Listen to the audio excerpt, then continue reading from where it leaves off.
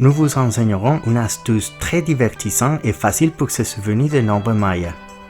Les nombres mayas appartiennent à un système de numération bisésimale. Ça signifie qu'ils ont la base 20. Et la raison pour ça est très simple. Parce que les mayas comptent d'un temps avec tous les doigts et orteils. Seulement 3 glyphes étaient utilisés. Les points, on va s'imaginer les doigts. La barre, on va faire comparaison avec la main ou les pieds. Et les zéros. Oui, les Mayas ont inventé les zéros de manière indépendante dans notre vieux monde. C'est parti, on va commencer avec notre assistante Denis.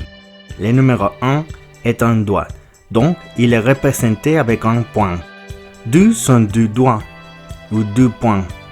3 sont 3 doigts, donc 3 points. 4 sont 4 doigts, ou 4 points. Et 5 sont enjoignant tous les 5 doigts, une main représentée pour une barre. 6 sont une main et un doigt. 7 sont une barre et 2 points. 8 sont une barre et 3 points. 9 sont une barre et 4 points. 10 sont tous les 10 doigts, 2 mains représentées avec 2 barres. Et on continue comme ça en ajoutant les pieds. Alors, on va additionner. 5 peut être un pied, car il y a 5 orteils, donc on a un barre. 10 peut être 2 pieds, donc 2 barres. 15, 2 pieds et 1 main, 3 barres. Et on peut additionner comme ça jusqu'au numéro 19. Alors, arrête. Non, sérieusement, arrête dans les 19. Je sais que tu as un doigt en plus. En fait, on ne peut pas exprimer le numéro 20 avec nos doigts et nos orteils, car si on essaye de le faire, puis comment est-ce qu'on pourrait continuer au 21? Alors, Denis attend dans les 19. Voici la situation devient amusante, parce qu'on a besoin de notre ensemble de doigts et des orteils, littéralement. Et pour ça, on va avoir besoin d'un clone de Denis. La première Denis baissera ses bras pour représenter les néants, les zéros. Mais la nouvelle Denis va marcher vers une nouvelle dimension mathématique. Alors, on va copier-coller et voilà. Voici le numéro 20. Dans ce nouveau niveau, la nouvelle Denis commence un nouveau compte et la valeur de chaque chiffre sera 20 fois sa valeur. Autrement dit, chaque point, barre ou zéro va se multiplier par 20. Donc, un point, un doigt, aura une valeur de 20 dans cette nouvelle dimension. Et tous les numéros dans la première dimension, évidemment, vont se multiplier par 1. Si rien va dans la première dimension, il faut néanmoins l'exprimer avec un 0 pour signaler l'existence d'un nouveau palier. La raison est que les deux paliers vont s'additionner. 20 plus 0 égale 20. Alors, rappelle-toi, dans la première dimension, toutes les valeurs seront multipliées par 1. Et n'oubliez pas les zéros pour représenter les néants, car ils signalent qu'un niveau a été ajouté. Dans le deuxième palier, tous les nombres vont avoir 20 fois leur valeur. Et voilà, la deuxième Denis va commencer à compter. 100, 200, 220, 240, 260, 280, 300, 320, 340, 360, 380. On y va encore une autre fois, on ne peut pas avoir 400. Pourtant, il faut cloner un autre Denis et l'envoyer en haut vers un nouveau niveau pour commencer un nouveau compte. Voici le numéro 400. Un Denis avec un doigt sur les paliers plus haut et 2 Denis avec le bras en bas et représentant le néant pour chaque dimension inférieure.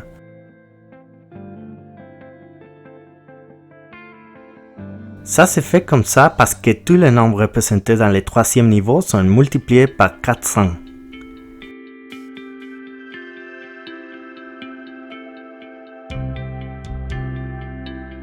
Et tous les résultats de tous les niveaux sont additionnés dans notre tête, même les zéros. Dans ce cas, 400 plus 0 égale 400. Et voilà, la nouvelle Denis commence à compter. 2000, 4000, 4400, 4800, 5200, 5600, 6000, 6400, 6800, 7200, 7600. Et encore non, pas de 8000. Il faut qu'on envoie un autre Denis à un nouveau niveau pour commencer un nouveau compte. Dans notre tête, on fait copier-coller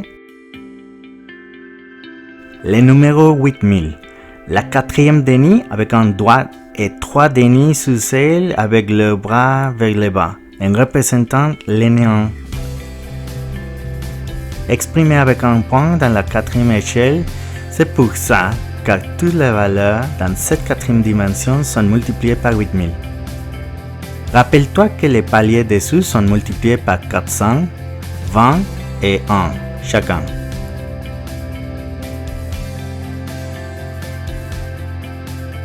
Et tous les résultats sont additionnés. 8000 plus 0 plus 0 plus 0 égale 8000. Alors, la quatrième déni va commencer à compter 40 000, 80 000, 88 000, 104 000, 112 000, 120 000, 128 000, 136 000, 144 000, 152 000. Et oui, encore, on doit monter une nouvelle dimension mathématique pour commencer avec 160 000. Et cela continuerait en additionnant de nouvelles dimensions ad infinitum.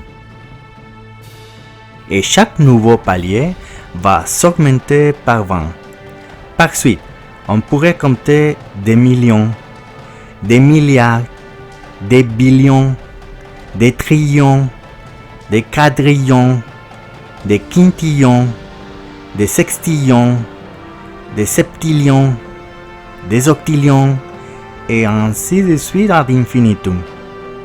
Toujours multiplié par 20 pour additionner un nouveau niveau. Et tous ces chiffres peuvent être exprimés en écriture maya. Par exemple, ceci, c'est le nombre maya de 41 943 quadrillions 40 000 trillions. N'importe quel nombre, on peut l'exprimer en chiffre maya. Alors, maintenant, on va pratiquer avec un petit exercice. Voici ces numéros. Tu peux calculer laquelle est en regardant les glyphes maya. Si tu as besoin, tu peux pauser la vidéo et prendre ton temps. On va faire travailler notre tête. Si tu ne veux pas faire pause, tu as hâte de savoir, bien. Voilà. Alors, il faut qu'on clone déni dans notre imagination parce que tu sais, dans la vraie vie, c'est pas du gâteau. La déni qui se trouve en haut, lève sa main. Laisse-moi copier-coller. La déni sur les paliers au milieu lève seulement un doigt. Bon, copier-coller. La déni dans le niveau inférieur croise ses bras, en voulant rien avoir avec tout ça, quand même présent, comme les zéros. Alors, voilà les numéros et mes clones. Multiplier les chiffres d'accord à chaque palier, c'est la plus facile façon avant de mémoriser le nombre. Donc, une barre qui vaut 100 fois 400 égale 2000. Un point fois 20 égale 20. Et 0 fois 1 fait 0. Pas étonnant. Et le résultat est notre numéro caché, 2020. Et voilà, maintenant vous savez le nombre en glyphe maya.